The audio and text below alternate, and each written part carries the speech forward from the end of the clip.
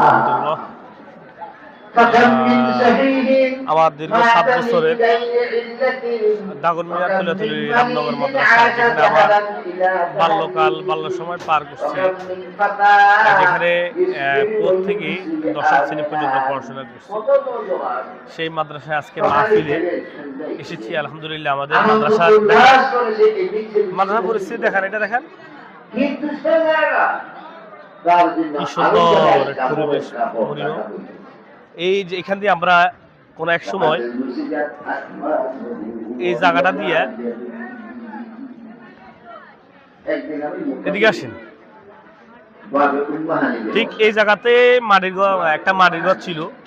মাটির ঘরে আমরা এক সময় 3 জন ছাত্র ভাই একসাথে ছিলাম, পড়াশোনা করছি।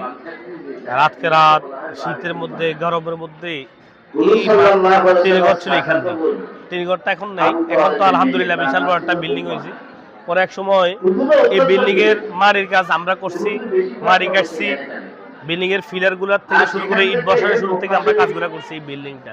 তখন আমরা এখন বিল্ডিং, তখন ছিল টিনের ঘর। আলহামদুলিল্লাহ, আল্লাহ তাআলা মাদ্রাসাকে দিন তরুণীতি করতেছে। আলহামদুলিল্লাহ, দেখেন আমরা দেখাচ্ছি আপনাদেরকে, আসেন।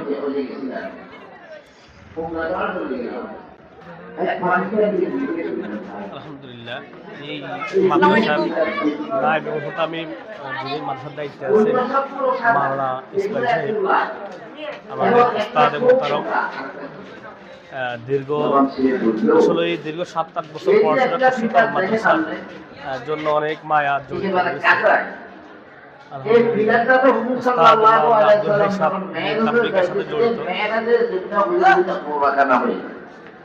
এটা মাদ্রাসা এই বিল্ডিংয়ের সাথে পাচ্ছি জীবনের সাথে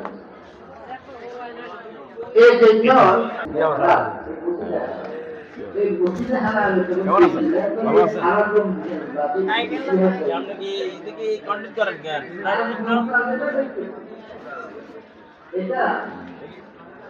হুজুর আমার উস্তাদ, হুজুরের কাছে অনেক মায়া, অনেক হুজুরের মায়া দিয়ে পড়াশোনা করাইছে, ফিডা সবকিছু দিয়ে হুজুর আলহামদুলিল্লাহ আমাদেরকে কোরআন তর্জমা হুজুরের কাছে পড়ছি।